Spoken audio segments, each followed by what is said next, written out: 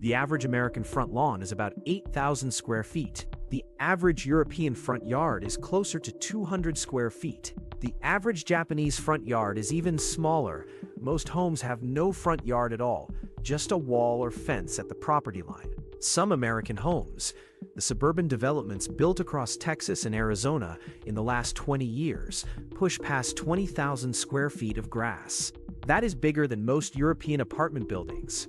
That is bigger than the entire footprint of a typical Tokyo house, including the building itself. If you have ever watched a European tourist drive through an American suburb and slow down looking at house after house with massive green carpets stretching from the front door to the street, all looking nearly identical, all empty of people, all perfectly mowed, you have already seen the second-order effect of this difference. American homes are sold with massive lawns because Americans expect lawns when they buy a house.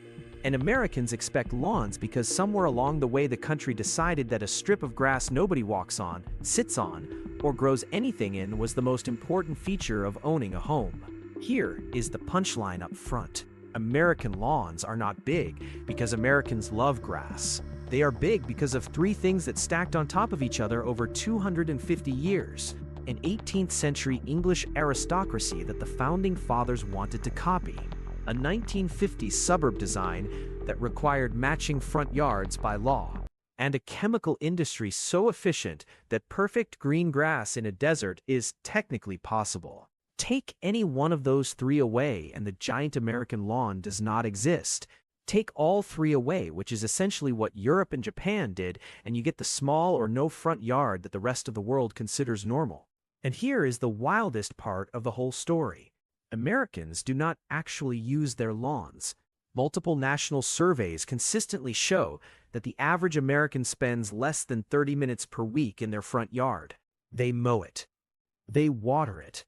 They fertilize it. They pay other people to maintain it. They almost never sit on it. Let us walk back to where this started. In the mid-1700s, English aristocracy began surrounding their country estates with vast expanses of cut grass. The look was deliberate. A lawn signaled that you owned so much land you could afford to waste a portion of it growing nothing edible. Crops were for poor people who needed food. Grass was for rich people who needed to show they did not. Landscape architects like Lancelot Brown, known as Capability Brown, redesigned hundreds of English estates between 1751 and 1783 around this principle. Open rolling lawns, strategic trees, no vegetable gardens visible from the main house.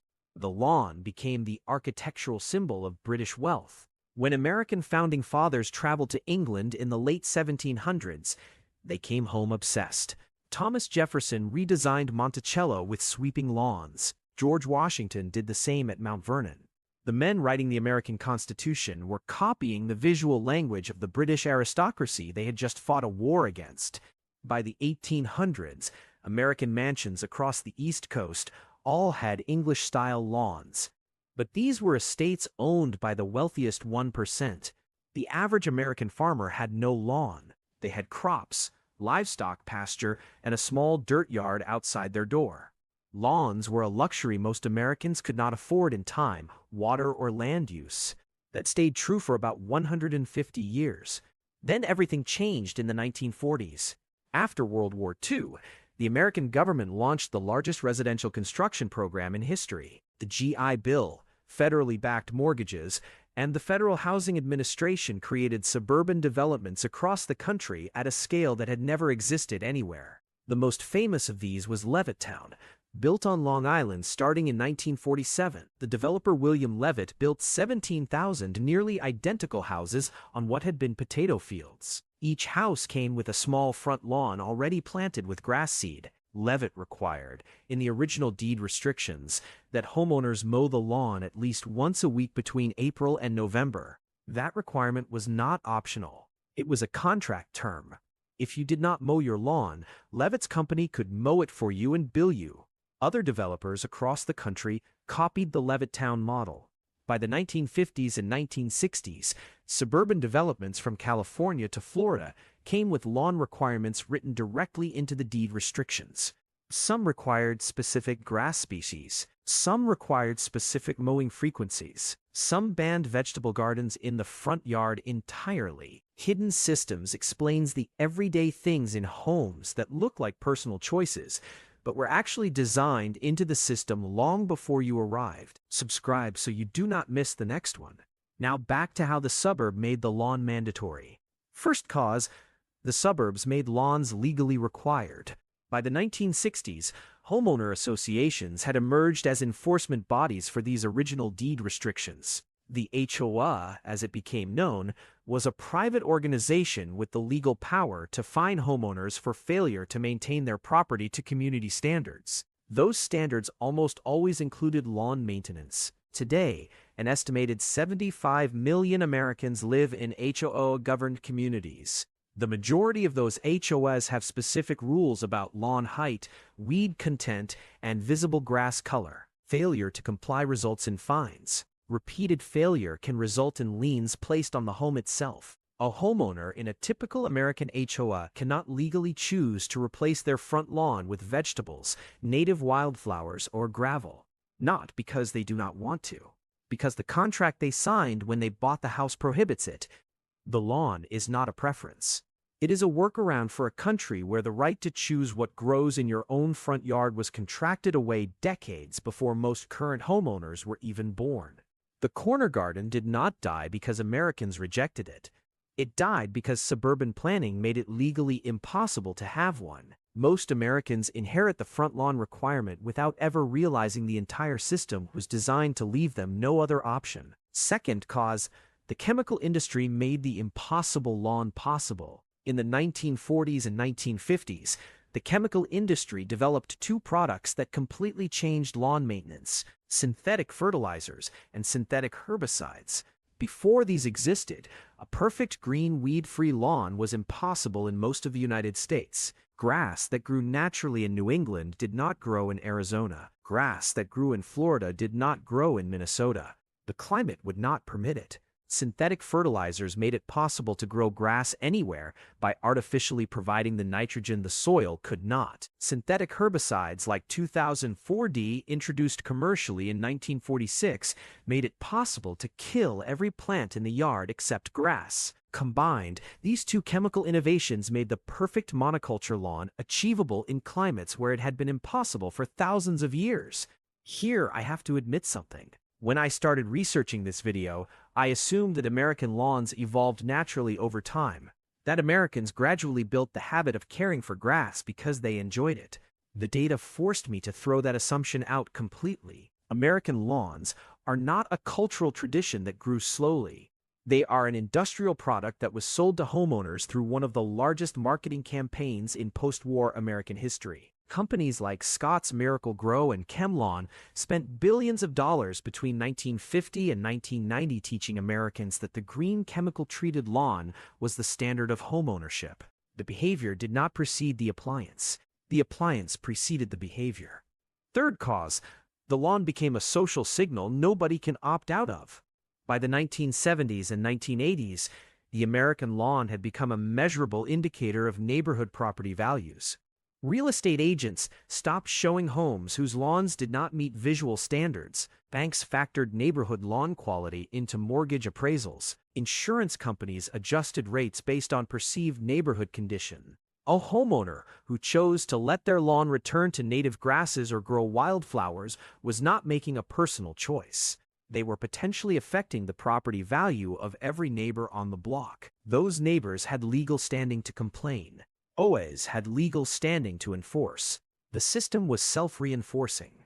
European cities never developed this enforcement layer because they never adopted the suburb design that required it.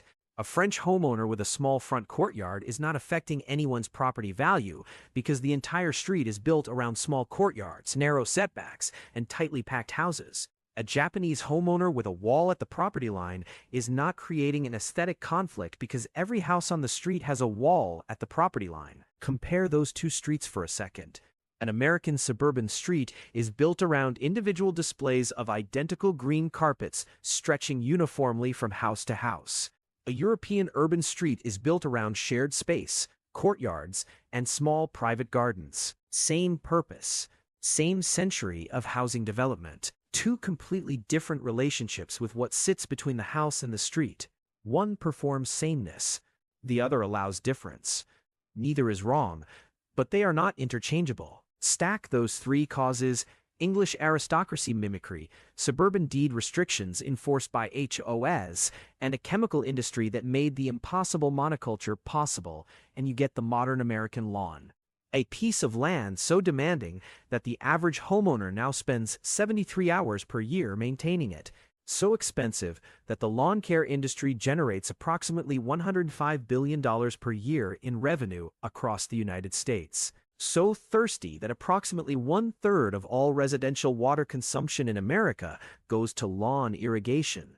Now here is where it gets weird. The lawn keeps growing. Lawn sizes have continued increasing into the 2020s. New suburban developments in Texas and Arizona now feature standard lots with front lawns larger than 10,000 square feet. Houses are getting larger. Lots are getting larger. Lawns are getting larger. Even in places where water shortages have reached crisis levels, the legal requirements for maintained grass continue.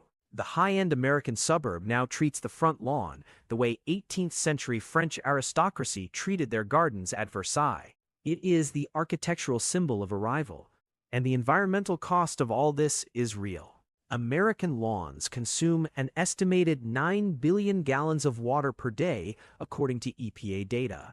They receive approximately 80 million pounds of synthetic pesticides per year. The carbon footprint of lawn mowing equipment, water transport, and fertilizer production places the American lawn among the most resource-intensive land uses in the country. Multiply that across roughly 40 million acres of American residential lawn coverage, and you start to understand why European environmental regulations would make the typical American front yard environmentally illegal in most of Germany, the Netherlands, and France. There is one detail in the archival record that I think reveals the whole logic of how this happened.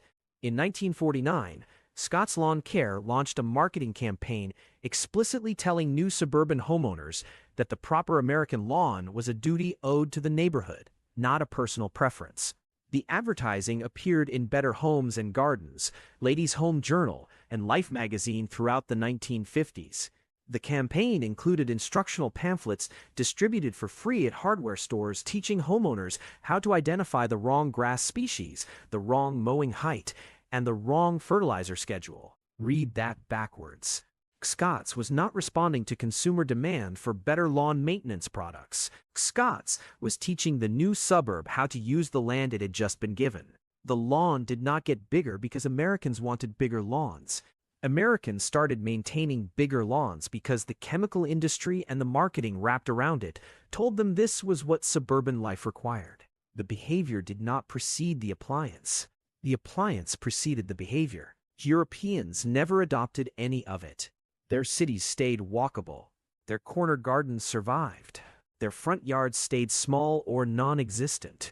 Not because they were resisting modernity, because the modernity that produced the giant American lawn was never required in their land use system in the first place. Lancelot Brown died in 1783, having designed 170 English country estates, each with the rolling lawns that would define British aristocratic landscape design for the next 2 centuries. He could not have imagined that his lawn aesthetic, copied from the wealthiest 1% of British landowners, would be mass-produced through chemical fertilizer and federal mortgage subsidies into 40 million acres of American suburban grass 2 centuries later, each one demanding more water per square foot than the entire English estate he originally designed for the Duke of Beaufort. The grass he planted to signal aristocratic wealth now signals American middle-class participation in a system most homeowners have never questioned and could not legally exit if they tried.